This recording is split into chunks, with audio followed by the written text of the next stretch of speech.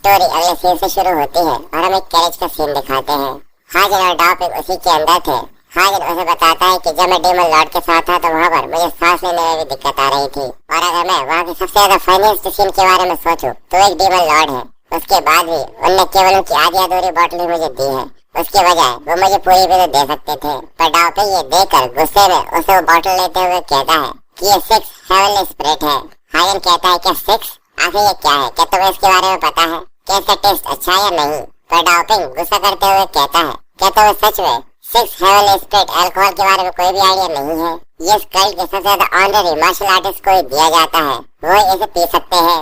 और क्या सच में डेमन लॉर्ड ने इसे अपने हाथों से तुम्हें दिया था? इसके बारे में सोच कर वो काफी ज्यादा खुश था और हाजिर उससे कहता है हाँ सच में। क्या सच में ये इतनी ज्यादा बड़ी ग्रेट चीज है? डॉपिंग उसे बताता है कि 6 हेवनली स्पिरिट अल्कोहल इस कल्ट की सबसे ज्यादा हाईएस्ट ग्रेड की अल्कोहल है, जिसे केवल पास्ट और करंट के डेमन लॉर्ड एंजॉय कर सकते हैं। ये एक ऐसे स्पेशल ड्रिंक है जो केवल उन्हीं लोगों को दिया जाता है जिसने कल्ट के अंदर कुछ अच्छे काम किए होते हैं, और इसे केवल एक बार पीना ही बहुत ज्यादा ग्लोरी और ऑनर की बात है। और इसके अलावा इसे केवल डेमन लॉर्ड के हाथों से ही बनाया जाता है, इसलिए इसे पैसों से खरीदा भी नहीं जा सकता। सच में एक काफी ज्यादा दुख की बात है। पर हाजिर इसको ऐसे देख रहा था कि जैसे ये सच में इस चीज का बहुत ज्यादा बड़ा फैन है, और सच में हाँ डॉपिंग इसका बहुत ज्यादा बड़ा फैन है। और हाजिर भी उसको इस तरीके से एक्ट करता हुआ देख कर कहते हैं कि हाँ ठीक है, हम दोनों यहाँ से वापस जाने के बाद इसको एक साथ जरूर पियेंगे। पर वो उससे कहता है कि नहीं, एक बार मैं आपको रेजिडेंट तक छोड़ दूं, उसके बाद मेरी ड्यूटी खत्म हो जाएगी, उसके बाद मुझे फिर से कोर्ट ऑफ एल्डर्स के अंदर वापस जाना होगा। पर सच में आपके साथ काम करना मेरे लिए बहुत ज्यादा बड़े ऑनर की बात थी। ये कहकर डॉपिंग अपने काम को यहाँ पर छोड़ रहा था, उसका काम केवल इतना ही था। तो ये देखकर हाजिर उसे टीज करते हुए कहता है अच्छा यानी तुम इस चीज से पूछे तो खुश हो कि तुम इसे नहीं पी पाओगे? हाँ। पर डॉपिंग उसे कहता है यंग मास्टर, मैं इसे पीना चाहता हूँ, एक बार बस मुझे इसके बारे में सोचने का थोड़ा सा मौका दीजिए। जिसके बाद हमें हाजिर के उसके घर आ जाने के बाद का सीन दिखाते हैं, और ये देखकर वो काफी ज्यादा खुश था। वो कहता है कि आखिरकार मैं वापस आ चुका हूँ, और सच में काफी ज्यादा लंबे समय के बाद फिर से एक ऐसी जगह पर आना ये काफी ज्यादा कमाल का है। पर सच में ये काफी ज्यादा अच्छा है। पर वही उसका ध्यान गोल्डी के ऊपर भी जाता है, और वो उसको देखकर कहता है कि तुम भी यहाँ पर मेरे साथ आ गए हो, तुम मेरे साथ फॉरेस्ट से यहाँ तक आ गए हो, इसका मतलब मुझे तुम्हारी केयर करनी होगी। और गोल्डी भी ये देखकर काफी ज्यादा खुश था। जिसके बाद वो उससे कहता है कि ये हमारा नया घर है, तो चलो अंदर चलते हैं, फिर अपने आप को क्लीन करने के बाद अच्छे से बिस्तर पर सोएंगे। और काफी लंबा समय हो गया मैंने एंग्वा को भी नहीं देखा, क्या वो सच में अभी भी यहीं पर है? पर तभी हाजिर वहाँ पर किसी के स्ट्रॉन्ग प्रेजेंस को सेंस कर लेता है। ये देखकर वो बहुत ज्यादा घबरा गया था, उसने गोल्डी को बहुत ज्यादा टाइट पकड़ लिया था। गोल्डी भी देखकर थोड़ी देर के लिए डर गया था कि आखिर यहाँ पर क्या हो रहा है, और हाजिर इस चीज को देखकर उससे कहता है कि आखिर ये क्या है। उसके घर के अंदर से एक डार्क ऑरा बाहर निकल रहा था। वो भी ये देखकर कहता है कि आखिर किस तरीके का ऑमलेस ऑरा है जो कि यहाँ पे पूरे में फैला हुआ है। इस सेंस से ये महसूस होता है कि उसे यहाँ से गए हुए काफी लंबा समय नहीं हुआ है, वो उस रास्ते से यहाँ से गए थे। पर आखिर उनकी हिम्मत भी कैसे हुई कि वो मेरे घर के अंदर आकर छुपे हुए थे? पर आखिर वो कौन थे? तभी गेट खुलता है और एनवा बाहर आते हुए कहती है कि यंग मास्टर आप वापस आ गए। हाजिर भी उसको देखकर खुश था, और एंग्वा उसके सामने झुकते हुए फिर से वही लंबी चौड़ी लाइन लेने लगती है। तो ये देखकर हाजिर उससे कहता है कि सच में हम दोनों के बीच में नेसेसरी है, जल्दी से उठ जाओ। एंग्वा उसको देखकर सच में इतनी ज्यादा खुश थी कि उसकी आंखों से आंसू आ गए थे। वो कहती है मैंने सुना था कि बाम्बू फॉरेस्ट के अंदर आपके साथ कुछ बुरा हुआ था। हाजिर ये देखकर थोड़ा सा उदास महसूस करते हुए कहता है कि ये मेरे रतों से वेट कर रही थी, पर मैंने तो इसके बारे में ज्यादा कुछ सोचा ही नहीं। इसलिए हाजिर उससे कहता है कि हाँ मैं पूरी तरह से ठीक हूँ, पर ऐसा लगता है कि तुम पहले से थोड़ी सी दुबली हो गई हो। पर एंग्वा हाजिर से कहती है कि मैं पूरी तरह से ठीक हूँ, और मैं ये देखकर सच में काफी ज्यादा खुश हूँ कि आप पूरी तरह से ठीक है, कि मुझे यहाँ से गए हुए 8 महीने से भी ज्यादा हो चुके हैं, पर घर पूरी तरह से साफ है। एंग्वा बताती है क्योंकि मैं केवल एक दिन छोड़कर पूरी जगह को साफ करती थी, क्योंकि मुझे उम्मीद थी कि एक न एक दिन आप वापस जरूर आएंगे, और मैं चाहती थी कि आपको सारी चीजें फीलिंग कंफर्टेबल हो। पर हाजिर ये देखकर अपने मन में सोचता है अगर एंग्वा यहाँ पर पूरी तरह ठीक है तो वो लोग जरूर केवल यहाँ पर देखने के लिए आए थे। एंग्वा हाजिर से कहती है यंग मास्टर मैंने अभी आपके लिए पानी गर्म नहीं किया है, क्योंकि थोड़ी देर पहले मुझे आपके आने के बारे में पता चला था। इस चीज में थोड़ा सा समय लगेगा, इसलिए क्या पहले आप खाना खाना चाहेंगे? पर वो उससे कहता है कि नहीं, मैं काफी गंदा हो गया हूँ, तो इसलिए मैं सबसे पहले नहाऊंगा। इसलिए एंग्वा जल्दी से जाकर हाजिर के लिए पानी गर्म करने के लिए लग जाती है, और थोड़ी देर बाद वो सुकून से नहाना चालू कर देता है। और वो कहता है कि सच में ये चीज काफी ज्यादा सुकून दे है, इसकी वजह से मेरी सारी टेंशन खत्म हो गई। पर साथ ही वो अपने मन में कहता है कि सबके बाद ही मुझे अपने सेंसेस के अंदर वापस आ जाना चाहिए, क्योंकि मैं इस चीज को इग्नोर नहीं कर सकता। जरूर ये वही होगा जो कि मुझे मीटिंग के बीच में बहुत ज्यादा घूर घूर कर देख रहा था, वो इंसान जिसकी वजह से मुझे क्यों ब्लॉकेज हुआ था। The fourth young master Hong ई-मून। इसके बारे में सोच सोच कर ही उसे काफी ज्यादा गुस्सा आ रहा था और वो कहता है कि वो एरोगेंट लिटिल बास्टर्ड, आखिर उसकी ऐसा करने की हिम्मत भी कैसे हुई। सच में अगर मैं तुम्हारे पास आ गया तो मैं तुम्हें मार डालूंगा। इसलिए वो अपने आप से कहता है कि पहले मुझे शांत होना होगा, क्योंकि अब बिजी होने का टाइम हो चुका है। क्योंकि अभी सबसे पहले मुझे हेवनली डीमन डिवाइन कल्ट किस तरीके से काम करता है इसके बारे में समझना होगा। अभी केवल मुझे इतना ही पता है कि इस पूरी फैसिलिटी को डीमन लॉर्ड लीड करते हैं, और बस केवल इतनी सी इन्फॉर्मेशन के साथ मैं किसी भी चीज को कंट्रोल नहीं कर सकता। मुझे ऐसा नहीं लगता कि डीमन लॉर्ड को इस चीज के बारे में कोई भी आइडिया होगा, पर मेरे पास ऐसे कई सारे क्वेश्चंस हैं जिनका आंसर मुझे चाहिए। इसलिए मुझे सबसे पहले इसी चीज का पता लगाना होगा कि आखिर यहाँ पे ऐसे कौन लोग हो सकते हैं जो कि मेरी मदद करेंगे, जिससे मैं उन सबको अपनी तरफ कर सकूं, जिससे मेरे पास इतनी हिम्मत हो और इन्फ्लुएंस हो, जिससे मैं इस कल्ट के अंदर और बाहर जब चाहूँ जैसे चाहूँ जा सकूं। और इसी के साथ ही एक दिन मैं इस जगह को छोड़कर अपनी फ्रीडम को ले सकता हूँ। पर मेरे लिए सिल्वर स्पून का काम यही कर रही है कि मैं एक नोबल डीमन लॉर्ड का थर्ड डिसाइपल हूँ। यहाँ पे ऐसा कोई भी नहीं जिसको मेरे प्लान के बारे में पता हो, पर आउटसाइड मेरे पास एक हाई स्टेटस है, जिसके बाद फिर आधी रात में ई-मून का होता है जो कि लगातार छल्ले उड़ा रहा था। डॉक्टर उसके पास आकर उसे कहता है कि आपको स्मोकिंग बंद कर देनी चाहिए, इसकी वजह से आपकी हेल्थ को काफी नुकसान पहुंच रहा है। पर ई-मून उससे कहता है कि मैं थोड़ी देर पहले स्मोकिंग शुरू करी थी, पर इस समय तुम्हारी सलाह के लिए तुम्हारा बहुत बहुत शुक्रिया। तो वो डॉक्टर से पूछता है ये ठीक है, पर क्या मैं आपसे जान सकता हूँ कि आखिर आप थर्ड यंग मास्टर के रेसिडेंट पर यानी घर पर क्यों गए थे। साथ ही वो ई-मून को देखते हुए अपने मन में यही सोच रहा था कि फोर्थ यंग मास्टर की आई साइट काफी ज्यादा अच्छी है, पर इस बार मैं उनके एक्शन को समझ नहीं पा रहा हूँ, और आखिर वो अपने काम को पूरा न करने के बजाय केवल यहाँ पर बैठे बैठे धुआं क्यों उड़ा रहे हैं। ई-मून कहता है कि मुझे नहीं पता। डॉक्टर को समझ में नहीं आया कि आखिर उसने क्या कहा। ई-मून उससे कहता है कि मुझे आखिर नहीं पता कि आखिर हाजिर किस तरीके से रिएक्ट करेगा, इसलिए मैं वहाँ से वापस आ गया। पर डॉक्टर उससे कहता है पर आप तो पहले इस चीज के बारे में अंदाजा लगा सकते हैं कि आखिर वो किस तरीके से रिएक्ट करेगा, और क्या सारी चीजें वैसी नहीं है जैसा कि आपने प्लान किया था। वो कहता है कि हाँ मैं इसके बारे में जानता हूँ, पर मैं गलत था। ये जानने के बाद डॉक्टर और भी सरप्राइज होते हुए कहता है कि यंग मास्टर यहाँ पर ये एडमिट कर रहे हैं कि वो गलत थे, इसलिए वो उससे पूछता है कि आखिर आपका क्या मतलब है। ई-मून उससे कहता है कि मैंने हाजिर को आज मीटिंग के अंदर देखा था। ये पहली बार था कि मैंने उसे क्यू ब्लॉकेज के बाद पहली बार देखा था। वो पहले से काफी ज्यादा अलग है, वो पहले से काफी ज्यादा अच्छा है। मुझे इसके बारे में नहीं पता कि आखिर बम्बू फॉरेस्ट में उसके साथ क्या हुआ था, पर देखकर ऐसा लग रहा है कि उसने अपने सारे मार्शल आर्ट को वापस पूरी तरह से रिकवर कर लिया है, और ये वजह नहीं है जिस वजह से मैं अपने प्लान को फिर से आगे नहीं बढ़ा रहा, क्योंकि उसने अपने सारे मार्शल आर्ट को फिर से रिगेन कर लिया है। और साथ ही वो अपने मन में सोचता है, देखने में ऐसा लगता है कि वो वही इंसान है जिसे मैं जानता हूँ, पर महसूस करने पर ऐसा लगता है कि वो पूरी तरह से एक अलग इंसान हो, एक डिफरेंट पर्सन। और उसकी आंखें मुझे इस तरीके से देख रही थी जैसे कि वो हर एक चीज जानता है कि जैसे मैंने यहाँ पर क्या क्या किया है। इसलिए अब मुझे थोड़ा सा समय चाहिए, मुझे सब चीजों के बारे में फिर से सोचना होगा जो कि मैंने इसके बारे में पहले सोची थी। पर डॉक्टर ये समझ गया था और वो कहता है कि झूठ बोल रहे हैं। ये चीज से काफी ज्यादा कंफ्यूज है कि थर्ड मास्टर अचानक से पूरी तरह से चेंज हो गए हैं, और वो डॉक्टर से अपने लोगों के बारे में पूछता है कि आखिर वो क्या कर रहे हैं। तो डॉक्टर उसे बताता है कि उस कंप्लेन के कैंसिल हो जाने के बाद वो अभी कुछ भी नहीं कर रहे, इसलिए वो उससे पूछता है कि आखिर वो क्या करे। ई-मून कहता है कि उन्हें थोड़े से पैसे के साथ खुश कर दो।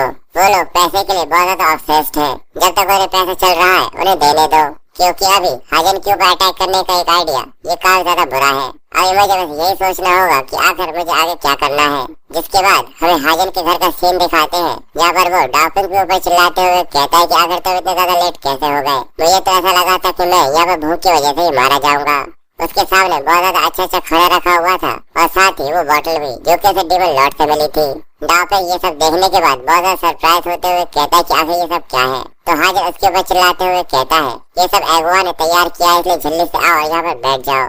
एगुआ घबराते हुए हाजिर से कहती है कि यंग मास्टर कि ये आपके लिए ठीक होगा कि मैं आपके साथ यहाँ पर बैठ कर खाना खाऊं। मुझे ऐसा लगता है कि मुझे बाद में अकेले ही बैठ कर खाना खाना चाहिए। पर हाजिर उनके ऊपर चिल्लाते हुए कहता है जब ये फालतू की बातें करना बंद करो, जब तुम्हारे सामने तो अच्छा खाना है तो चुपचाप खाने पर ध्यान दो। जिसके बाद वो तीनों एक दूसरे के साथ शेयर करते हैं और ड्रिंक करते हैं और खाना खाते हैं। हाजन डॉपिंग के साथ बहुत ज्यादा एंजॉय करता है, और गोल्डी भी इस खाने को एंजॉय करता है। उन लोगों ने रात भर बहुत ज्यादा एंजॉय किया था, सारा खाना खत्म हो जाने के बाद वो तीनों ही बहुत ज्यादा ड्रिंक थे, पर डापिंग केवल इस बॉटल को अपने पास पकड़े हुए था। और हाजिन उससे कहता है, डापिंग तुम्हें देख कर ऐसा लगता है कि तुम ड्रग हो चुके हो, क्या हम लोगों को यहाँ पर रुक जाना चाहिए? डापिंग उसके ऊपर चिल्लाते हुए कहता है कि आखिर यंग मास्टर आप किस तरीके की बातें कर रहे हैं, मैंने तो अभी पीना चालू भी नहीं किया। ये देखकर उससे कहता है कि सच में अपने आप को इतना ज्यादा पुश मत करो। इसलिए वो अगवा से कहता है, क्या तुम हमारे लिए कुछ और ड्रिंक लेकर आ सकते हो, चाहे वो कोई भी क्यों ना हो। अगवा जल्दी से जाकर उसके लिए ड्रिंक लेने के लिए चली जाती है और हाजिन यहाँ पर डापिंग से बातें करते हुए कहता है, ड्रिंक जब तक आ रही है मैं तुमसे कुछ पूछना चाहता हूँ। पर डापिंग काफी ड्रंक था, पर वो उससे कहता है कि जो चाहे वो पूछ सकते हैं। मैं किसी एक ऐसे इंसान से मिलना चाहता हूँ जो कि इस ऑर्गेनाइजेशन के नेटवर्क और कनेक्शंस को पूरी तरह से जानता हो। क्या तुम्हारे दिमाग में कोई ऐसा इंसान है जिसको तुम जानते हो? डापिंग ये सुनने के बाद उससे कहता है, हम लोग भी इस ऑर्गेनाइजेशन के बारे में काफी कुछ जानते हैं, पर हम लोगों को ह्यूमन रिलेशनशिप के बारे में ज्यादा कुछ नहीं पता। मैंने सुना है कि मिलिट्री ऑफिसर जनरल स्ट्रेटेजिस्ट इस चीज में काफी ज्यादा अच्छा है, पर उससे मिलना काफी ज्यादा हार्ड होगा। इसलिए हाजिर पूछता है कि इसके अलावा कोई और है जिससे हम लोग मिल सकते हैं? तो वो उससे कहती है, the internal alignment faculty master. जिसके बाद हमें फोर्थ ईयर मास्टर का भी सीन दिखाते हैं जो कि उस डॉक्टर से कह रहा था कि इंटरनल फैकल्टी मास्टर यहाँ सबको इन्विटेशन भेजो, उनसे कहना कि कल मैं उनके साथ खाना खाते हुए कुछ बात करना चाहता हूँ। पर डॉक्टर उसे बताता है कि young master internal faculty master से कांटेक्ट करना काफी ज्यादा मुश्किल हो सकता है और ये काफी ज्यादा खतरनाक भी है अगर हम लोग इस चीज को जल्दी करते हैं तो, क्योंकि जिस तरीके की उनकी पर्सनैलिटी है वो इस चीज को पूरी तरह ट्राई करेंगी कि वो किसी भी डिसाइपल के कॉन्सेंट्रेट में किसी भी तरीके से इन्वॉल्व ना हो। इसके बजाय हम उन्हें कुछ चीजें दे सकते हैं कि हम बहुत ज्यादा जल्दी उनसे ये कहें कि क्या वो हमारे साथ जुड़ना चाहती हैं, क्योंकि अगर आपने इंटरनल फैकल्टी मास्टर को अपना दुश्मन बना लिया तो ये सच में काफी ज्यादा मुश्किल की बात हो सकती है। ईमन उससे कहता है कि मैं इसके बारे में जानता हूँ, पर हमें इसके लिए थोड़े बहुत रिस्क तो लेने होंगे। डॉक्टर ये जानने के बाद थोड़ा कंफ्यूज था और वो उससे कहता है, अब यही समय हो गया है कि हमको इस तरीके से रिस्क लेना होगा। अब मुझे अपने हथियार को चेंज कर लेना चाहिए। जिसके बाद सीन अगले दिन हाजिन के घर का होता है। अगवा झाड़ू लगाते हुए सामने की तरफ देख रही थी।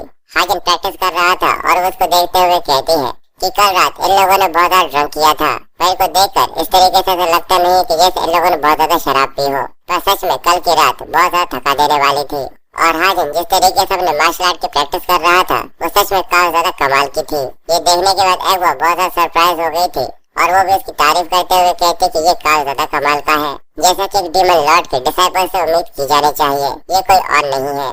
हाजिन के अंदर से निकलने वाला और सच में काफी ज्यादा ग्रेट है। वो भी इस चीज को महसूस करता है और उसे कल रात के डापिंग की वही बातें याद आ रही थी जो कि उसने इंटरनल फैकल्टी के बारे में बताया था। उसने यहाँ पर उसे बहुत सारी बातें बताई थी, पर वो स्टोरी के लिए किसी भी काम की नहीं है, इसलिए मैं इसे यहाँ पर स्किप कर रहा हूँ। पर डापिंग उसे योसम के बारे में बताता है कि वो उसकी मदद कर सकती है क्योंकि उसे हर एक चीज के बारे में नॉलेज होती है। हाजिन प्रैक्टिस करते हुए सोचता है, इंटरनल फैकल्टी मास्टर ये योसम से डील करना इतना ज्यादा आसान नहीं होगा जैसा कि डापिंग ने कहा था, पर मुझे कोई ना कोई ऐसा देखना होगा जिसके पास बहुत सारी अथॉरिटीज हो। पर अगर मान लो मैं उसको अप्रोच करने में जरा सा भी गलत हुआ तो मेरे साथ बहुत कुछ हो सकता है। पर फोर्थ जिस तरीके से मेरे ऊपर अटैक करने के बारे में सोच रहा है, मुझे इस कल्ट के अंदर ज्यादा सबऑर्डिनेट बनाने होंगे। और ये मेरी बहुत ज्यादा बड़ी गलती है कि मैंने बैम्बू फॉरेस्ट के बाहर आने के बाद यही सोचा था कि अब मेरी जिंदगी काफी ज्यादा आरामदायक होगी।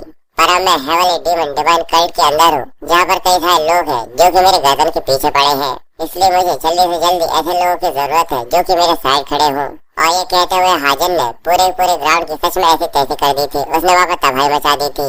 और ये देखने के बाद अगवा उदास होते हुए कहती है, ये देख के ऐसा लगता है कि साफ सफाई कभी भी खत्म नहीं होगी। हाजिन थका हुआ कहता है, ये सब इसी वजह से हो रहा है क्योंकि मेरे दिमाग के अंदर सच में बहुत सारी चीजें चल रही हैं। पर मुझे ऐसा लगता है कि मुझे यहाँ किसी भी तरीके के पीछे निशान नहीं छोड़ना चाहिए। तभी डापिंग वहाँ पर आता है तो हाजिन उसका स्वागत करता है और डापिंग वापस के लिए तलवार लेकर आया था। वो कहता है कि ये आपके लिए अच्छी तलवार है और ये बिल्कुल वैसी है जैसी आप पहले इस्तेमाल किया करते थे।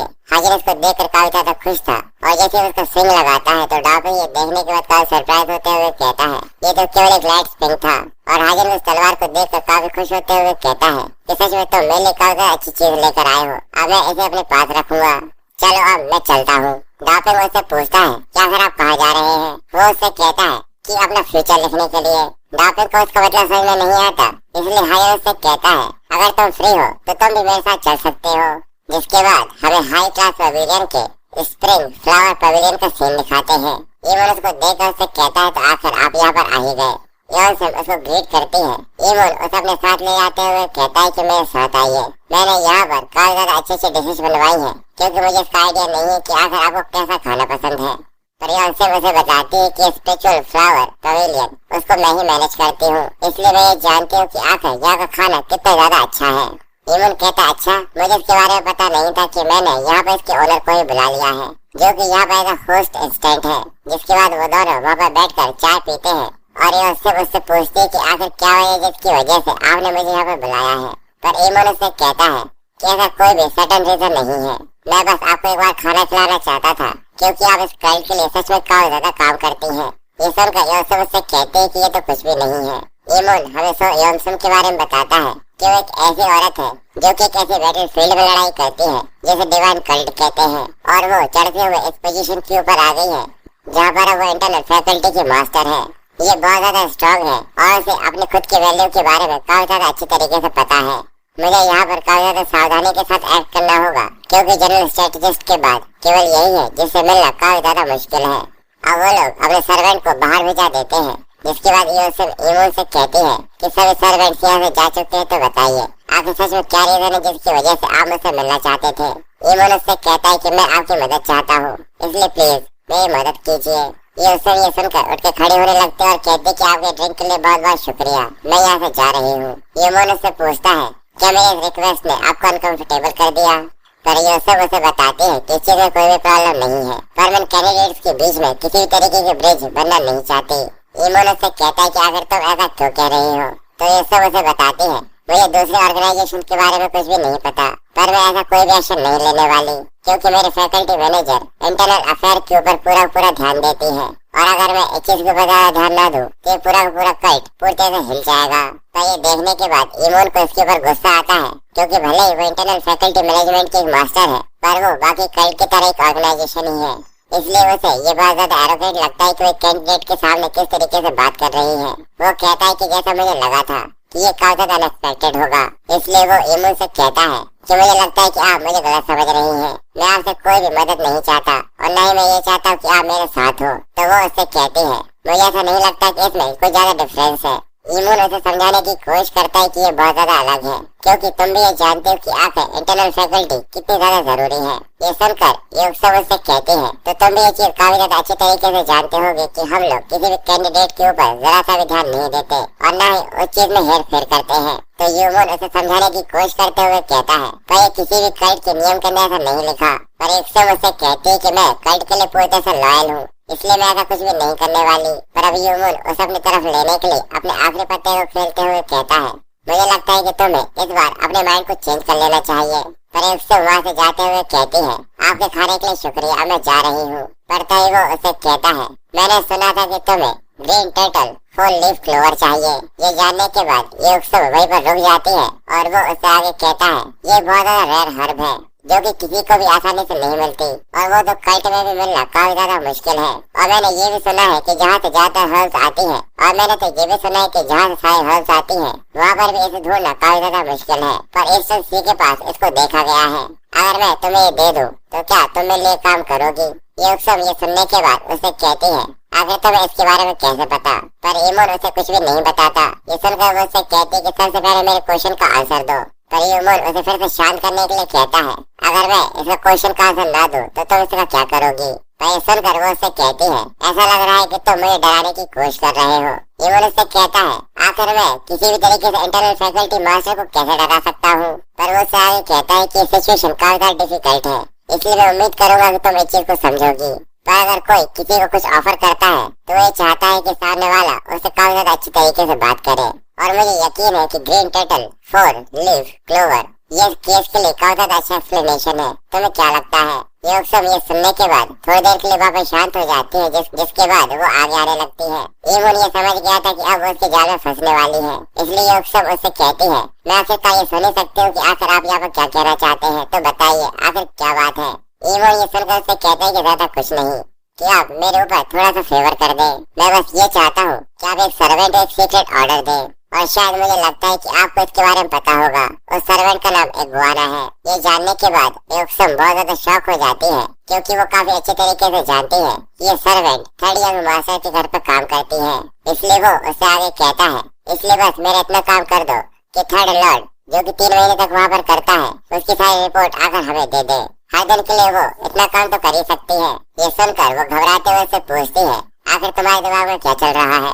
इमोन उससे कहता है, मुझे ऐसा लगा नहीं था कि तुम मुझसे ऐसे क्वेश्चन करोगी जिनके आंसर तुम्हें नहीं मिलने वाले। तो ये सुनकर वो उससे कहती है कि तुमने पहले ही मुझसे एक डिफिकल्ट फेवर मांगा है। इमोन ये सुनकर उससे कहता है कि सच में तुम्हारे लिए डिफिकल्ट है? वो उससे कहती है कि हाँ बिल्कुल, अगर वो डेली तुम्हें किसी भी तरीके की रिपोर्टिंग करती है तो वो आसानी से पकड़ी जाएगी। तो क्या तुम्हें ऐसा लगता है कि उसके बाद मेरा क्या होगा? ये सुनकर वो उससे कहता है, अगर ऐसा है तो पकड़े मत जाना। ये उससे मुझसे कहती है, ये काफी ज्यादा रिस्की है। इमोन उससे कहता है कि इतना ज्यादा भी खतरनाक नहीं है। उससे कहना कि वो अपनी डेली लाइफ जैसी जीती है वैसी जीती रहे। बस उसे यही करना है कि उसे अपने काम के खत्म हो जाने के बाद मुझे एक छोटा सा लेटर लिखकर भेजना है। ये सब मुझसे कहती है, ये देखने में काफी ज्यादा आसान है पर ये सच में काफी ज्यादा डिफिकल्ट है। और वो उससे आगे कहता है, अगर मान लो कि ये चीज भी तुम्हारे लिए काफी ज्यादा सिंपल होने के बाद भी काफी ज्यादा डिफिकल्ट है, इसलिए अगर तुम केवल टबैको को ही गायब करना चाहते हो तो सबसे अच्छा तरीका यही है कि तुम टबैको पाइप को ही गायब कर दो। अगर वहाँ पर पाइप ही नहीं होगा तो कोई स्मोक भी नहीं करेगा। और ऐसे उनके बीच में और भी कई सारी बातें चलती हैं, पर यूसुफ उससे कहती है कि अभी भी बहुत ज्यादा डिफिकल्ट है और मैं तुमसे कोई भी झूठ नहीं कह रही, क्योंकि मुझे इस चीज का कोई भी आइडिया नहीं है कि अगवारा किस तरीके की लड़की है। मुझे ऐसा नहीं लगता कि वो किसी भी तरीके के स्पाई वाला काम करेगी। ये सुनकर योमोन उससे कहता है, अगर ऐसा है तो जल्दी से उसे बदल दो जिसके ऊपर तुम ज्यादा यकीन करती हो। पर अब यूसुफ ये सुनने के बाद बहुत ज्यादा कपकपाने लगती है, क्योंकि अब उसके बाद भी कोई आइडिया नहीं था कि आखिर वो इस चीज से किस तरीके से बाहर निकले। और उनके बीच में ये बात और भी ज्यादा आगे बढ़ती तभी वो सारे गार्ड्स जो कि बाहर है ये देखकर वो काफी ज्यादा कंफ्यूज हो जाते हैं। और डॉक्टर भी देखकर बहुत ज्यादा हैरान हो जाता है, क्योंकि हमारा हीरो वहाँ पर आ गया था। और वो कहता है, आखिर तुम कितने समय तक इन पुराने कप में ही ड्रिंक करते रहोगे? ये सुनने के बाद जो अंदर बैठे हुए हैं वो दोनों भी काफी सरप्राइज हो जाते हैं। और तभी हाजन गेट खोलते हुए कहता है, मैं सच में यहाँ पर खड़ा खड़ा काफी ज्यादा थक चुका था, पर मेरे पास केवल चीज वाइन ही है, पर हाँ मेरे कप पूरी तरह से क्लियर है।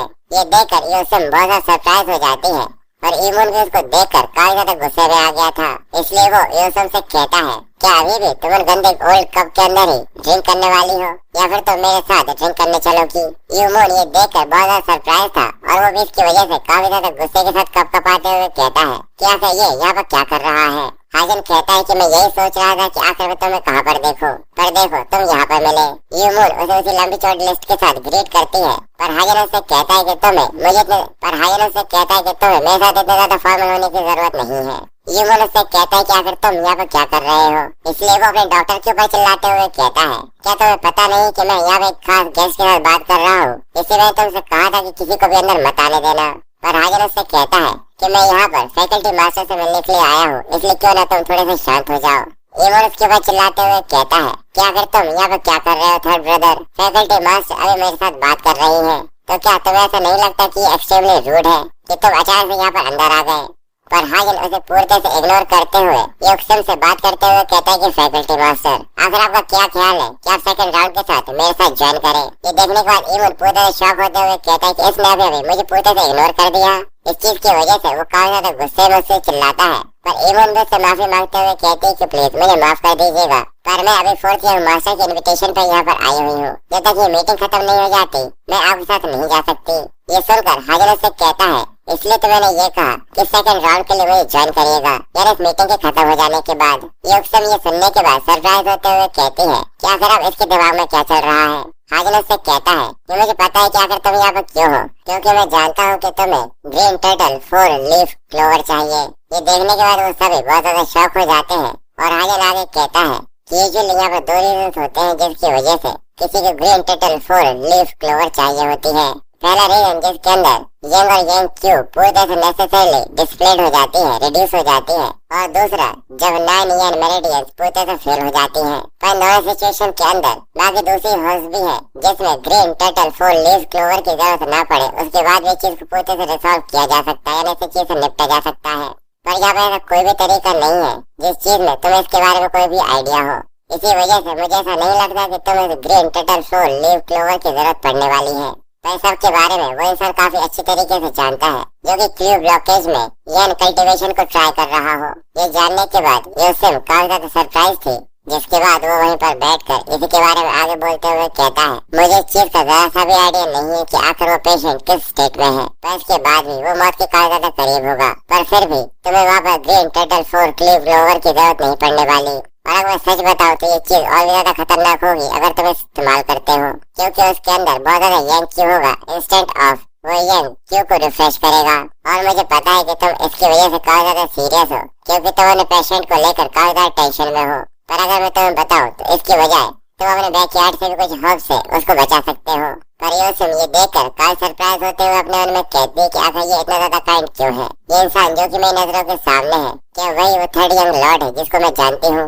यूमन ये देखकर उससे चिल्लाते हुए कहता है कि आप किस तरीके का बिहेवियर है, मेरे गेस्ट को इस तरीके से परेशान कर रहे हो। और हाजन खाना खाते हुए उसे कहता है कि आखिर तुम इतने ज्यादा पागल क्यों हो रहे हो, जिसके बाद वो फिर से उसके ऊपर चिल्लाने लगता है। तो हाजन खड़े होते हुए उससे कहता है, सबसे पहले तुमने अपने भाई को मारने की कोशिश करी, उसके बाद तुम मुझसे ही कह रहे हो कि आखिर किस तरीके का एक्ट है। सबसे पहले जाकर तुम्हें ये पता लगाना चाहिए कि आखिर फोर्थ यंग मास्टर होने के नाते तुम्हें किस तरीके से बिहेव करना चाहिए। ईमोन ये सुनने के बाद हैरान होते हुए कहता है कि आखिर तुम किस तरीके की बात कर रहे हो, पर हाजिर उससे कहता है कि तुम काफी अच्छी तरीके से जानते हो कि मैं किस तरीके की बात कर रहा हूँ। अगर तुम सच में इसके बारे में नहीं जानते तो तुम सच में बहुत ज्यादा बड़े बेवकूफ हो कि तुम अपने साथियों को कंट्रोल नहीं कर सकते। और अगर मान लो तुम ऐसा करके अपना कोई बेवकूफ दिखा रहे हो जिसको कोई भी आइडिया नहीं है, तो सच में ये चीज बहुत ज्यादा बेकार है और मैं ये चीज काफी ज्यादा अच्छी तरीके से भी समझता हूँ। पर क्या तुम्हें ऐसा नहीं लगता कि ये चीज तुमने यंगेस्ट के साथ करके कुछ जरूर से ज्यादा ही कर दिया है। यूमोन ये सुनने के बाद सच में बहुत ज्यादा डर गया था और हाजिर उससे कहता है, कोई छोटी सी बच्ची है जो कि 10 साल की, अब उसने तुम्हारा क्या बिगाड़ा है। अब स्टोरी अगले सीन से कंटिन्यू होती है। हाजिर उससे कहता है, अभी मेरे पास इन चीजों का कोई प्रूफ नहीं है, इसलिए मैं इस चीज के लिए तुम्हारे ऊपर कोई भी कंप्लेंट नहीं कर रहा। पर साथ ही वो यूसुफ से भी इसके बारे में पूछता है, तो आखिर आपका क्या ख्याल है, क्या अभी भी आप इस डील के बारे में सोचने वाली हैं या फिर नहीं। ये सुनने के बाद वो उससे कहती है, क्या सच में यहाँ पर कोई ऐसा तरीका है जिससे कोई क्यू ब्लॉकेज से अपना को रिकवर कर सकता है। अगर ऐसा है तो ब्लड स्प्रिंग पवेलियन जरूर इस प्रोग्रेस के बारे में जानना चाहेगी। हाजिर उससे कहता है, तो इसके बारे में ज्यादा सोचने की जरूरत नहीं है, क्या तुम्हें पता नहीं है कि मैं खुद भी क्यू ब्लॉकेज से सफर कर रहा था जिससे मैं अपने आप को रिकवर करके लाया हूँ। इसमें एक बेवकूफ ने मुझे अजीब तरीके की दवाइयाँ देकर मारने की कोशिश करी थी।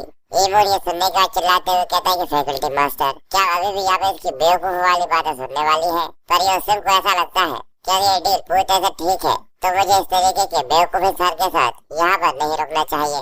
इसलिए वो अपने हिस्से का जो कि उसने खाना खाया है उसका पैसा देकर उसे कहती है कि आपका मुझे बुलाने के लिए शुक्रिया, अब मैं यहाँ से जा रही हूँ। ये देखकर ईमोन काफी ज्यादा शौक था और हाजिर से जाते हुए कहता है कि ठीक है ब्रदर, मैं अपने गेस्ट के साथ यहाँ से जा रहा हूँ। पर साथ ही वो उसे चिढ़ाते हुए बुरा सा मुंह बनाकर अपने मन में कहता है, इस कमीने को देखो किस तरीके का चेहरा बना रहा है। अब उन लोगों के वहाँ से चले जाने के बाद डॉक्टर यूमोन से माफी मांगता है। तो यूमोन उससे पूछता है कि आखिर थर्ड लॉर्ड यानी हाजिर यहाँ पर कितने समय से ये सब सुन रहा था। डॉक्टर उसे बताता है कि वो काफी ज्यादा अचानक से आ गए थे, इसलिए हम उन्हें यहाँ पर नहीं रोक पाए। वो कहता है कि अब मेरे पास कोई भी चॉइस नहीं है क्योंकि ये प्लान पूरी तरह से बेकार हो गया है, अब इसलिए ये सारी चीजें मुझे खुद ही करनी होंगी। डॉक्टर सुनकर थोड़ा सरप्राइज था और यूमोन अपने ऑरा को निकालते हुए कहता है, मैं किसी भी तरीके से डायरेक्ट इस चीज के अनुभव नहीं होना चाहता था, पर आज इस बेइज्जती के दर्द की वजह से अब हाजिर को इस चीज को भुगतना होगा। जिसके बाद हमें दूसरे रूम में उन दोनों का सीन दिखाते हैं। हाजिर यूसुफ को वो टेक्निक लिखते हुए कहता है, इसे किसी भी तरीके के बहुत ज्यादा बड़े फेवर की तरह देखने की जरूरत नहीं है, मैं तुम्हें treatment method martial art explanation की तरह एक्सप्लेन कर रहा हूँ। और साथ ही वो आगे कहता है, इसका ये मतलब नहीं है कि ये बहुत ज्यादा डिफिकल्ट है, इसको प्रॉब्लम समझने के लिए 3 दिन का समय लगेगा, जिसके बाद तुम स्टेटमेंट को काफी अच्छे तरीके से समझ सकते हो। और शुरू में इसकी कोई भी ज्यादा अच्छी चांसेस नहीं दिखेंगे क्योंकि मुझे इसके बारे में ज्यादा आइडिया नहीं है कि आखिर पेशेंट की कंडीशन किस तरीके की है। तो ये पेशेंट के डिटरमिनेशन के ऊपर निर्भर करता है, तो इसकी मदद से वो 6 महीने के अंदर अपने मूवमेंट को फिर से हासिल कर लेगा।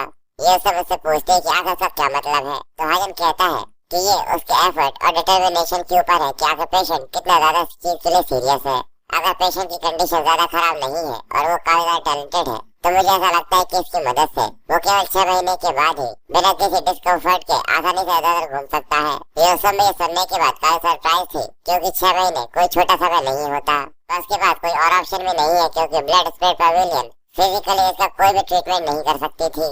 इसलिए वो हाजन से इसके बारे में आगे कहती है, अगर तुमने ये कहा है तो मैं अपने डाउट को थोड़ी देर के लिए साइड में रख देती हूँ और मैं सीधे तुमसे पूछना चाहती हूँ क्या चीज है जो कि तुम इसके बदले में मुझसे चाहते हो। पर वहीं दूसरी तरफ हमें हाजन के घर का सीन दिखाते हैं जहाँ पर एंग्वा पूरी साफ सफाई करने के बाद अपने आप को स्ट्रेच कर रही थी, क्योंकि इसकी वजह सच में वो कायदा थक गई थी। पर वो अपने आप को चेयर करते हुए कहती कि एंग्वा तुमने सच में काफी ज्यादा अच्छा काम किया।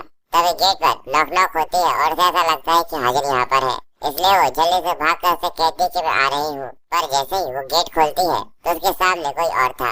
वो डॉक्टर एक क्रीपी से स्माइल के साथ उससे कहता है, ओ नहीं, तुम्हें किसी और के लिए इस तरीके से गेट नहीं खोलना चाहिए। ऐसा हो सकता है कि तुम्हारे साथ कुछ ऐसा हो जाए जो कि किसी ने भी न सोचा हो। जिसके बाद वो डॉक्टर एग्वा को किडनैप करके एक दूसरी जगह पर ले जाता है और हमें वहाँ पर खून से सने हुए हथियार दिखाते हैं। ऐसा तो नहीं कि उसने एग्वा के साथ कुछ कर दिया हो। वो उससे कहता है कि एग्वा तुम्हें ज्यादा नर्वस होने की जरूरत नहीं है, मैं बस यहाँ पर तुम्हें इसलिए लेकर आया हूँ क्योंकि मैं तुमसे एक स्मॉल फेवर चाहता हूँ। और यहाँ के हथियार पड़े हाथ देखकर ऐसा लगता है कि यहाँ पर लोगों को टॉर्चर करने के लिए लाया जाता है। पर वो उससे कहता है कि अपने सिर उठाओ क्योंकि मैं तुम्हें कुछ दिखाना चाहता हूँ। क्या तुम्हें ये याद है? वो अपने हाथ के ऊपर कीड़े को रखे हुए था और वो उसे बताता है कि इसे स्लो कॉर्पोरेशन पॉइजन इंसेक्ट कहा जाता है। ये इंसान की बॉडी को ऐसा होस्ट रखता है और ये बहुत ज्यादा हार्मफुल इंसेक्ट है। केवल शुरुआती के 2 दिनों के अंदर ये इंसान की बॉडी के अंदर कुछ भी नहीं करता, पर एक बार समय हो जाने के बाद ये होस्ट की बॉडी के इंटरनल ऑर्गन्स को खाना चालू कर देता है। इसकी वजह से बहुत ज्यादा दर्द होता है और कुछ ही समय बाद वो होस्ट बहुत ज्यादा दर्द के साथ मारा जाता है। पर अगर इसके कुछ भी करने से पहले होस्ट एंटीडोट ले लेता है तो इंसेक्ट कुछ भी नहीं कर पाता और इसकी वजह से उसे कोई भी दिक्कत नहीं होती। एग्वा काफी ज्यादा घबराई हुई डरी हुई उससे कहती है कि आखिर तुम मुझसे क्यों कह रहे हो? तो डॉक्टर उससे कहता है क्योंकि मैं चाहता हूँ कि तुम हर 2 दिन में यहाँ पर वो 3rd यंग मास्टर की एक्टिविटीज की रिपोर्ट करो एंटीडोट के बदले, वरना तुम मारी जाओगी।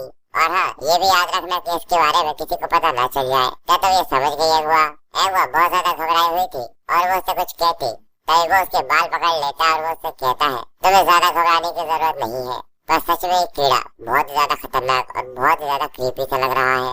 इसको देख कर ऐसा लगता है कि ये किसी तरीके का एलियन है। डॉक्टर उसे एग्वा को खिलाते हुए कहता है कि जब तक तुम मेरी बात मानती रहोगी तुम्हें किसी भी तरीके के दर्द को सहने की जरूरत नहीं पड़ेगी। और अगर मान लो ये कीड़ा गलती से तुम्हारी आंखों के अंदर चला गया तो गलती से ऐसा ना हो कि तुम अपनी आंखों को खो दो, इसलिए जल्दी से अब अपना मुंह खोलो। एग्वा बहुत ज्यादा घबराई हुई थी और वो रोते हुए कहती है कि यंग मास्टर प्लीज मुझे बचा लीजिए। सच में मुझे इस डॉक्टर के ऊपर काफी ज्यादा गुस्सा आने लगा है। बेचारी अब वो एग्वा को भी परेशान करने लगे हैं। और फिर से हाजन के ऊपर आ गया था। ये उससे मुझसे पूछ रही थी कि आखिर तुम मुझसे क्या चाहते हो? मैं जानती हूँ कि मुझे तुम इसलिए ढूंढ रहे थे क्योंकि तुम मुझसे कुछ चाहते हो। तुम्हारे बारे में मेरे लोगों को काफी अच्छी तरीके से पता है और मैं यहाँ मेरे ग्रेटिट्यूड को शो करने के लिए मेरी ताकत के अंदर जो सब भी होगा वो सब करने के लिए मैं तैयार हूँ। ये सुनकर हाजन के मन में यही आता है ग्रेटिट्यूड को शो करने के लिए। उसे अपनी पास्ट लाइफ की एक बात याद आ जाती है, एक इंसिडेंट। भले ही मैं एक असैसिन की तरह जिंदगी बिताया करता था, पर फिर भी पहले भी मैंने कई सारी जिंदगियां बचाई हैं। जिसके बाद हम एक पवेलियन का सीन दिखाते हैं जहाँ पर हाजन ने बहुत बुरी तरीके से 2 लोगों की हत्या कर दी हुई थी। हाजन लोगों को मारकर उन्हीं को देख रहा था, तभी एक आदमी उसके पास आकर उसे बताता है कि हम लोगों ने 2 लड़कियों को ढूंढा है जो कि अभी तक जिंदा है। ऐसा लगता है कि वो दोनों इन दोनों के सबॉर्डिनेट थे जिनको हम लोगों ने मार दिया है। आपको क्या लगता है कि हम लोगों को उनके साथ क्या करना चाहिए? हम इन 2 लड़कियों को दिखाते हैं जो कि बहुत ज्यादा डरी हुई रो रही थी और उनके सामने 2 असैसिन खड़े थे जो कि सच में काफी ज्यादा क्रीपी है। और एक उससे कहता है ये काफी अच्छा है कि तुम लोगों का नाम हमारी किलिंग लिस्ट के अंदर नहीं है, पर फिर भी तुम्हें बेचकर हम लोगों को सच में काफी ज्यादा अच्छा पैसा मिल जाएगा। इसलिए वो उस लड़की के बाल पकड़कर उसे खींचने लगता है जिससे वो लोगों को बांधकर यहाँ से ले जाकर कहीं पर बेच सके। एक लड़की चिल्लाते हुए कहती है कि डीमंस मुझे छोड़ दो, प्लीज मेरी बहन को जाने दो। पर वो असैसिन उससे कहता है क्या तुम इतनी ज्यादा ग्रेटफुल नहीं हो कि हम लोगों ने तुम्हें नहीं मारा? उसके बाद भी क्या तुम्हें ऐसा लगता है कि तुम यहाँ से बच कर जा सकती हो? वो दोनों ही बहनें एक दूसरे को चिल्ला रही थी, पर तभी हाजन वहाँ पर आकर उन दोनों को रोक देता है, उन दोनों असैसिन को रोक देता है। वो उसे कहता है कि हमारा मिशन यहाँ पर खत्म हुआ, इसलिए इन बच्चों को यहाँ से जाने दो, इस तरीके की अननेसेसरी स्टफ करना बंद कर दो। वो असैसिन कहता है बिना फालतू के आखिर तुम किस तरीके की बातें कर रहे हो?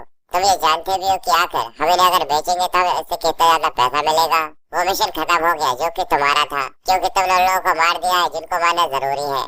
पर चीज में तुम्हें कुछ भी लेना देना नहीं है, इसलिए हाजन इस चीज से दूर रहो। यहाँ पर हमारे लिए और भी कई सारी चीजें हैं, अगर तुम उसका हिस्सा नहीं होना चाहते तो यहाँ से दफा हो जाओ। पहले तो तुमने खुद के बेस्ट फ्रेंड के बच्चे और बीवी को बिना आंख झपका ही मार डाला, उसके बाद अचानक से तुम यहाँ पे सब बच्चों के लिए इतने ज्यादा काइंड हो रहे हो। आखिर किस तरीके का एक्ट है। पर हाजन को इस तरीके की बातें सुनकर उसकी नव हिल जाती है। यानी उसे गुस्सा आ गया था, पर वो असैसिन था कि उसकी बात मानने के लिए तैयार ही नहीं था। इसलिए हाजन काफी ज्यादा गुस्से के साथ उससे कहता है कि सच में तुम मरना चाहते हो। और अगले सीन में वो अपनी लाइटनिंग स्पीड के साथ जाता है और खून की बारिश के साथ उसने उन दोनों को वहाँ पर मार दिया था। हमें थोड़ी देर बाद दिखाते कि वो दोनों लड़कियां भी देखकर सरप्राइज थी कि हाजन ने एक ही झटके के साथ उन दोनों असैसिन को यहाँ पर मार दिया था। हाजन उन लोगों से कहता है कि यहाँ से जाओ, यहाँ से वेस्ट की तरफ जाना, 10 किलोमीटर के बाद तुम्हें वहाँ एक विलेज मिल जाएगा। पर वो दोनों लड़कियां ये देखकर थोड़ी सी कंफ्यूज थी क्योंकि एक असैसिन उनकी जान क्यों बचा रहा है। और हाजन अपनी कोल्ड आवाज में उन लोगों से आगे कहता है कि मुझे नहीं पता कि आखिर मेरा माइंड कब चेंज हो जाए, इसलिए जल्दी करो और यहाँ से दफा हो जाओ। वही लड़की गुस्सा करते हुए कहती, क्या एक बार हमारी फैमिली को यहाँ पर मार देने के बाद आखिर क्या तुम यहाँ पर काइंड होने का प्रिटेंड कर रहे हो? तुम हम लोगों को भी यहाँ पर मार दो। क्या तुम्हें ऐसा लगता है कि हमें यहाँ पर बचाने के बाद हम तुम्हारा शुक्रिया करेंगे? तुम उन लोगों से जरा से भी अलग नहीं हो, तुम भी नरक की आग में जलोगे। और ये कहकर वो उसे बददुआएं दे रही थी। और ये सुनने के बाद हाजन के मन में यही बात आ रही थी कि मैं जानता हूँ कि ये किसी तरीके के हिपोक्रेट की तरह है कि किसी की फैमिली को मार देने के बाद एक सेवियर की तरह उसके सामने खड़े हो जाना। उसे अपने दोस्त का वो कर्ज याद आ रहा था जिसको याद करते हुए वो कहता है, मुझे ऐसा नहीं लगता कि ये किसी भी तरीके की इंसल्ट है, पर सच में अभी से मुझे ये जिंदगी एक नरक की तरह लगने लगी है। ये बोझ धीरे धीरे करके बढ़ रहा है। जिसके बाद सीन फिर से प्रेजेंट टाइम में आ गया था। यहाँ पर हाजन उससे कहता है कि मुझे इसके बदले कुछ भी नहीं चाहिए। ये उससे काफी सरप्राइज थी और वो उससे कहती है, यानी तुम मुझसे ये कहना चाहते हो कि पहले तुम अपनी नॉलेज के बदले मुझसे कुछ चाहते थे पर अब तुम इस चीज को छोड़ रहे हो? हाजन उससे कहता है कि हाँ बिल्कुल। ये सुनने के बाद वो कहती है, यानी तुम मुझसे यही कहना चाहते हो कि तुम इस प्रीशियस नॉलेज को मुझे बिना किसी रीजन के दे रहे हो? क्या तुम्हें ऐसा नहीं लगता कि तुम मेरे ऊपर बहुत ज्यादा बड़ा फेवर कर रहे हो? हाजन उससे कहता है कि ये समझाना थोड़ा सा मुश्किल हो सकता है, पर एक इंसान जो क्यूब ब्लॉकेज को सफर कर रहा हो, मैं समझ सकता हूँ कि तुम ग्रीन टर्टल 4 लीफ क्लोवर को इसलिए चाहती थी क्योंकि वो इंसान तुम्हारे लिए बहुत ज्यादा जरूरी है। अगर मान लो कि वो इंसान मुझे कोई चोट पहुँचाने वाला होता या फिर कोई वही बेकार इंसान होता तो मैं पेमेंट लेने में कोई भी दिक्कत नहीं लेता। पर जिस तरीके से तुम इस चीज के लिए परेशान हो रही हो, ये देख के ऐसा नहीं लगता कि वो जरा से भी कोई बेकार इंसान है। ये सिर्फ इसके बारे में पूछती है कि आगे इसका मतलब क्या है। तो हाजन कहता है कि मैं इसके बारे में जानता हूँ और मैं यहाँ पर किसी की जिंदगी के ऊपर कोई भी डील नहीं लेना चाहता। और अगर मैं यहाँ पर बिना किसी पेमेंट के भी किसी की जिंदगी बचा सकता हूँ तो क्या सच में ये काफी ज्यादा बुरा नहीं होगा कि मैं किसी से पेमेंट मांगू? और मैं ये उम्मीद करूंगा कि तुम्हारा पेशेंट काफी ज्यादा जल्दी सही हो जाए। तो इस तरीके की बातें सुनकर ये उससे बहुत ज्यादा सरप्राइज अपने मन में कहती है, आखिर क्या है क्या थर्ड लॉर्ड इस दुनिया के सबसे ज्यादा बेकार बात करने वाले लोगों में से नहीं था? पर जिस तरीके से ये मुझसे बात कर रहे हैं ऐसा लगता है कि ये एक soft hearted newbie merchant है, न कि किसी भी तरीके का थर्ड लॉर्ड जो कि बहुत ज्यादा रूथलेस है। इसलिए वो उससे कहते कि यंग लॉर्ड आखिर आपका अन्य से क्या मतलब है? मुझे इस चीज का जरा सा भी आइडिया नहीं है कि आखिर आप मेरे ऊपर इतना ज्यादा फेवर क्यों कर रहे हैं। वैसे भी क्योंकि अभी तक आप उस इंसान से मिले तक नहीं है। तो ये सुनने के बाद हाजन अपने बाल को भरते हुए कहता है, इस दुनिया में ऐसे भी तो कई सारे लोग हैं जो कि किसी को ना जाने उन लोगों को मार देते हैं। तो क्या मैं किसी से बिना मिले उसे बचा भी नहीं सकता? और इसके अलावा तुम्हारे साथ इस तरीके से बैठ कर पीकर मुझे पहले से काफी ज्यादा अच्छा लग रहा है। पर अभी भी हाजन की बातें उसे कुछ भी समझ में नहीं आती। तो हाजन उससे कहता है, मुझे ऐसा नहीं लगता कि आज से पहले तुम इस 4th यंग मास्टर से मिली होगी। पर ये सच में काफी ज्यादा रिफ्रेशिंग है कि कोई जो तुम्हारे पीछे अपने ब्लेड को शार्प कर रहा है उसमें से एक इंसान को तुमने से बाहर निकाल दिया। और ये देखकर वो अपने मन में कहती है कि सक्सेसर कैंडिडेट की फाइट है जिसमें एक दूसरे को धोखा दिया जाता है। पर अगर उनमें से कोई इसके बारे में सोचे तो क्या ओपनली इसके बारे में सच में कोई बोल सकता है? और यहाँ पर कुछ तो ऐसा है जो कि ये भी चाहता है, वरना ये अपना ओवरफ्लेमिंग लॉ मेरे ऊपर कर सकता था। वो कोल्ड विजन जो कि मैंने पहले इसके चेहरे पर देखा था, वो थर्ड यंग लॉर्ड जो कि किसी भी चीज से सेटिस्फाई नहीं होते जब तक वो फर्स्ट प्लेस पर ना आ जाए। पर आखिर वो क्या चीज है जिसकी वजह से ये इतने ज्यादा बदल गए हैं? क्या वो क्यूब ब्लॉकेज है या फिर वो बाबू फॉरेस्ट की वजह से हुआ है? पर कुछ भी हो, जो न्यू थर्ड यंग लॉर्ड मेरे सामने है वो मेरे लिए पूरी तरह से स्ट्रेंज है। और हाजन उससे आगे कहता है, अगर तुम सच में कुछ बदले हुए देना ही चाहती हो तो तुम इस रेस्टोरेंट के अंदर आकर कभी कभी ये देखना चाहिए, क्योंकि यहाँ का खाना अगर बेकार होगा तो ये भी इंटरनल फैकल्टी की रिस्पॉन्सिबिलिटी के अंदर ही आता है। क्योंकि यहाँ का खाना तो काफी ज्यादा अच्छा है पर यहाँ के स्पाइसेस काफी ज्यादा है। तो क्या तुम्हें ऐसा नहीं लगता कि आखिर ऐसा कौन है जो किसी लाइटर कर सकता है? पर यूसुफ शायद उसकी ये बात समझ गई थी और वो उससे कहती है कि यंग लॉर्ड आप उसे यही बदले में चाहते हैं। बाकी सभी लोगों की इन्फॉर्मेशन ये देखकर हाजन अपने मन में कहता है कि सच में ये काफी ज्यादा अच्छी है। जैसा कि इंटरव्यू फैकल्टी के मास्टर से एक्सपेक्ट किया जा सकता है। पर वो उससे मना करते हुए कहता है कि नहीं, मैं बदले में सबकी इन्फॉर्मेशन और सबके रिश्ते जानना चाहता हूँ कि आखिर कल्ट से सबके रिश्ते किस तरीके के हैं। फिर वो हाजिर को सारी इन्फॉर्मेशन दे देती है जो कि हाजिर को चाहिए थी। ये देखकर हाजिर उससे कहता है कि तुम्हारी वजह से आज का दिन सच में काफी अच्छा बीता, और वो भी हाजिर की मदद के लिए उसका शुक्रिया करती है। जिसके बाद हाजिर वहाँ से जाते हुए उसको गुड नाइट विश करता है और वहाँ से चला जाता है।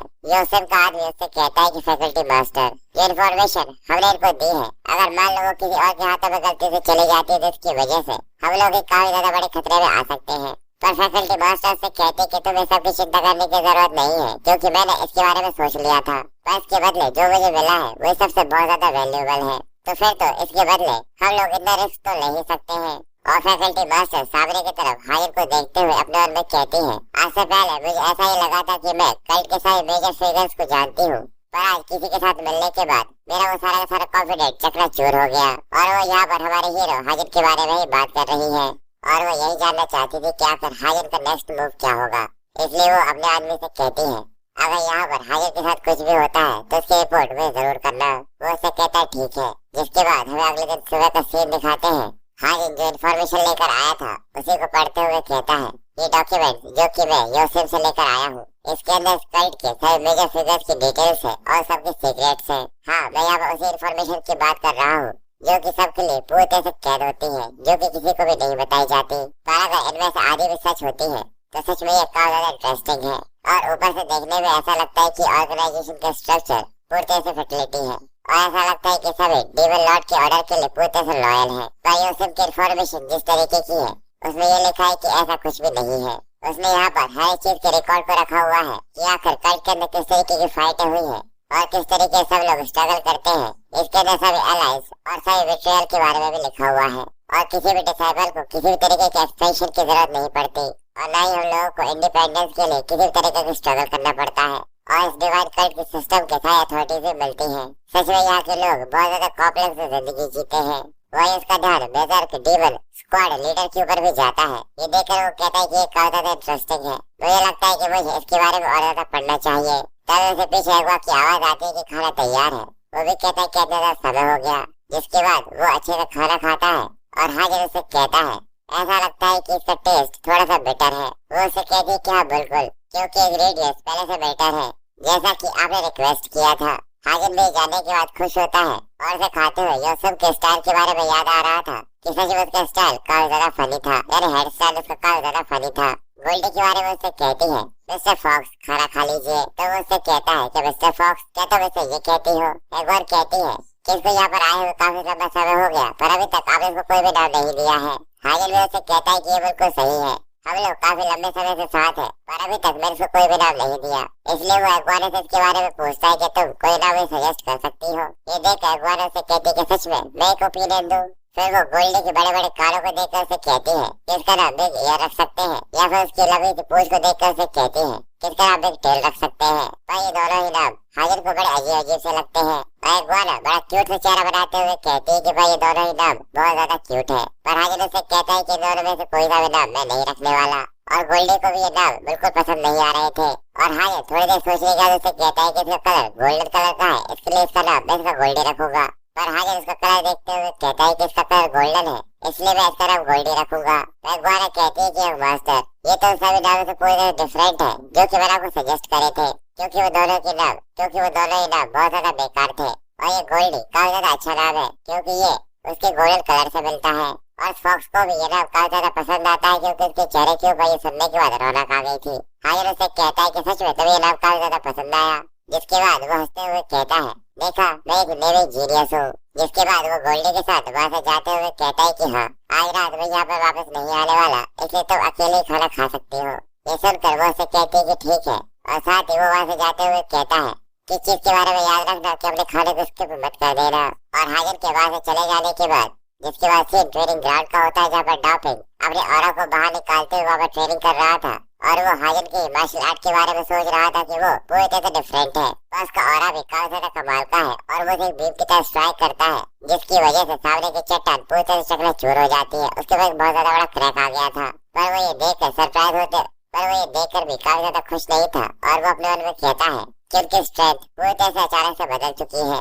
ऐसा लगता है कि वो किसी बॉक्स से निकलने वाले जिन की तरह है। और आखिर क्या वजह हो सकती है जिसकी वजह से वो अचानक से इतने ज्यादा स्ट्रॉन्गर और स्ट्रॉन्गर होते जा रहे हैं। तभी सेकंड लीडर वहाँ पर आकर डॉपिंग की तारीफ करते हुए कहते हैं कि सच में ये काफी ज्यादा कमाल का था। जी यांग आगे कहता है, गार्डियन डेमन स्वॉर्ड की सन्स रेड ग्लोइंग। किसने सोचा था कि इतनी दूरी के साथ भी कोई इतने ज्यादा बड़े पत्थर को इतनी ज्यादा बेसिक टेक्निक के साथ तबाह कर सकता है। पर डॉपिंग इस चीज से सेटिस्फाई नहीं था और वो कहता है कि मैं अभी भी इसमें लैकिंग कर रहा हूँ, यानी अटक रहा हूँ। पर जियान उससे कहता है, पर देखकर तो ऐसा लगता है कि आप पहले से काफी ज्यादा इम्प्रूव हो चुके हैं और शायद ये सब थर्ड यंग लॉर्ड के साथ ही काम करने की वजह से हुआ है। डॉपिंग उससे कहता है कि हाँ बिल्कुल, उन्होंने मुझे काफी ज्यादा चीजें दिखाई है। पर जियान उससे कहता है कि वो थोड़ी देर पहले आपसे मिलने के लिए आए थे, मैं ये बताना भूल ही गया। तब आप ट्रेनिंग ग्राउंड के अंदर थे, इसलिए मैं थर्ड यंग लॉर्ड से कहा था कि वो ट्रेनिंग ग्राउंड के अंदर है, इसलिए वो थोड़ी देर वहाँ पर बैठ कर वहाँ से चले गए और मैं आपको ये बताना भूल ही गया। वो थोड़ी देर पहले यहाँ से निकले हैं और उन्होंने कहा था कि वो बेहतर के डीमन स्क्वाड से मिलने के लिए आज जाने वाले हैं। डॉपिंग ये जानने के बाद काफी सरप्राइज था और ने ये भी कहा था कि तुम भी मेरे साथ आ सकते हो अगर तुम इंटरेस्टिंग हो। पर डॉपिंग उसकी पूरी बात सुनने से पहले ही वहाँ से जंप करके जल्दी से निकल जाता है। उसे हाजन की काफी चिंता हो रही थी क्योंकि वेदर की डीमन स्क्वाड कोई ऐसी चीज नहीं है जिस चीज के अंदर उसे इन्वॉल्व होना चाहिए। वो बहुत ज्यादा खतरनाक लोग हैं, जिसके बाद हमें द बेजर की डीमन स्क्वाड के बारे में बताया जाता है। वो एक ऐसा ग्रुप है जिसका नाम इंडिएक्टिव है और इसके अंदर के सभी लोग पूरी तरह से मॉन्स्टर्स की तरह है और एक ऐसे फाइटिंग स्टाइल को अडेप्ट कर लिया है जिसमें वो किसी के ऊपर भी जरा सी भी दया नहीं दिखाते और वो किसी भी तरीके की बात करने में जरा सा भी यकीन नहीं रखते। और वो इस डीमन कल्ट का सबसे ज्यादा मोस्ट टेरिफाइंग स्क्वाड है और वो लोग जब तक अपने दुश्मन के टुकड़े टुकड़े नहीं हो जाते वो कभी भी नहीं रुकते। और सबसे बड़ी बात ये है कि उनके साथ दोस्ती और दुश्मनी दोनों ही पूरी तरह से बेकार है। जिसके बाद हम एक रेस्टोरेंट का सीन दिखाते हैं जहाँ पर वही बेजर की डीमन स्क्वाड खाना खाने के लिए जा रही थी। एक आदमी रेस्टोरेंट के गेट पर जोर से लात मार कर अंदर आते हुए कहता है कि हम लोग आ गए हैं। पर वही वो पूरा रेस्टोरेंट खाली देखकर उसे कहता है कि आखिर यहाँ पर कोई भी क्यों नहीं है, पूरी तरह से खाली क्यों है, आखिर यहाँ का ऑर्डर कहाँ है, क्या अभी तक उसने यहाँ पर खोला नहीं है, जल्दी से यहाँ पर आओ। और अब इसके बारे में बताया जाता है कि डीमन स्क्वाड का सेकंड लीडर है चैंगवांग। पर चैंगवांग हाजन को सामने बैठा हुआ देखकर उसे आवाज देता है, पर हाजन उसके ऊपर जरा सा भी ध्यान नहीं देता। तो वो उसके सामने आकर खड़ा हो जाता है और उससे कहता है, हे तुम मेरी बात सुनो, क्या तुम पूरी तरह से बहरे हो गए हो। पर अभी भी हाजन ने उसके ऊपर जरा सा भी ध्यान नहीं दिया था, इसलिए वो उसकी टेल के ऊपर जोर से हाथ पटकते हुए कहता है कि आखिर तुम कौन हो। जिसके बाद वो उससे कहता है कि आखिर तुम कौन हो, क्या तुम इस कल्ट के एक हाई रैंकिंग पर्सन हो। हाजन उससे कहता है कि तुम ऐसा कह सकते हो। पर चैंगवांग गुस्सा करते हुए कहता है, क्या तुम्हें ये पता नहीं है कि हम लोगों ने इस रेस्टोरेंट को आज के लिए पूरी तरह से बुक किया हुआ है। हाजन उससे कहता है, क्या तुमने सबको किराए पे लिया हुआ है या फिर उन्होंने सबको इसलिए यहाँ से बाहर निकाल दिया क्योंकि वो तुम लोगों से सच में बहुत ज्यादा डरता है। क्या यहाँ पर किसी भी तरीके का ऑफिशियल नोटिस है जिसके अंदर लिखा हो कि आज तुम लोगों ने इस पूरी जगह को रेंटेड कर रखा हुआ है। ये सुनकर चैंगवांग उसके ऊपर गुस्सा करते हुए कहता है कि कभी नहीं, आखिर तुमने क्या कहा। पर तभी पीछे से एक आवाज आती है कि पीछे हटो। हाजन उसकी प्रेजेंस को सेंस करते हुए कहता है कि वो आ गई। अब तक की सबसे ज्यादा छोटी और मोस्ट वायलेंट डिवाइन कल्ट की स्क्वाड लीडर, द बेजर की डीमन स्क्वाड की लीडर एवो हाउ यूरेन हाँ रियोन उससे कहती है, इस तरीके से हरकत करना बंद करो। जिसके बाद वो हाजन के पास आकर उससे पूछती है, क्या तुम्हें पता है कि हम लोग कौन है। हाजन उससे कहता है कि जिस तरीके से तुम्हारे काम है ऐसा कोई भी नहीं होगा जिसको ये पता ना हो कि आखिर तुम लोग कौन हो। तुम सभी के सभी वो लोग हो जिन लोगों को इतना भी नहीं पता कि आखिर मेनस क्या होते हैं। चैंगवांग ये सुनकर गुस्से में चिल्लाते हुए कहता है कि तुम सच में मरना चाहते हो। पर हम कह रहा हूँ ये सुनने के बाद पूरी शांत रहती है और वो अपने गुस्से को शांत रखते हुए उससे कहती है, ये देख के ऐसा लगता नहीं कि तुम्हारा स्टेटस किसी भी तरीके का ऑर्डिनरी है और शायद ये देख के ऐसा लगता है कि तुम किसी को काफी अच्छे तरीके से जानते हो, वरना तुम ऐसे किसी से भी बेवकूफों की तरह फाइट नहीं लेते। पर हाजन उससे कहता है कि ये काफी ज्यादा फनी है। पर हाजन उससे कहता है कि ये काफी ज्यादा फनी है। वही सुनकर हाजन उससे कहता है कि ये काफी ज्यादा फनी है क्योंकि यहाँ पर तुम वो हो जो कि यहाँ पर उसे फाइट ले रहा है, इसलिए शांति से यहाँ पर बैठो और हम लोग बात करते हैं। आखिर में तुम्हारी बात क्यों सुनूं। हाजन उससे कहता है कि क्योंकि इस तरीके से ऊपर देख कर अभी गर्दन दुखने लगी है, मैं ऐसा बात नहीं कर सकता। हाँ यूरेन को ये सुनने के बाद गुस्सा आने लगा था और इसके अंदर से निकलने वाला ऑरा को हाजन समझते हुए कहता है, सच में इसके अंदर से निकलने वाली डिमोनिक एनर्जी काफी ज्यादा अच्छी है। तब इस रेस्टोरेंट का ओनर अपनी सारी डिशेज को लेते हुए कहता है कि सावधानी से आपने कदम मत हिलाना और ये यहाँ की सबसे ज्यादा बेस्ट डिशेज है जो कि हम लोगों ने बनवाई है। पर तभी वो अपने सामने का सीन देखकर बहुत ज्यादा हैरान परेशान हो जाता है और वो जल्दी से आकर स्क्वाड लीडर को शांत करते हुए कहता है, प्लीज इसे कुछ भी मत कहिएगा, आप इनके साथ कुछ भी ऐसा नहीं कर सकते। ये सुनकर चैंगवांग उसकी गर्दन पर तलवार रखते हुए कहता है, अगर तुमने अभी क्या कहा। मुझे अभी 3 रीजन दो कि आखिर हम लोग इसको टच क्यों नहीं कर सकते। अगर तुम जिंदा रहना चाहते हो तो वो ओनर घबराते हुए कहता है क्योंकि इस डिवाइन कल्ट के 3rd यंग लॉर्ड है। और बस इसी के साथ ये पार्ट यहीं पर खत्म हो जाता है। मिलते हैं आप लोगों से नेक्स्ट वीडियो में।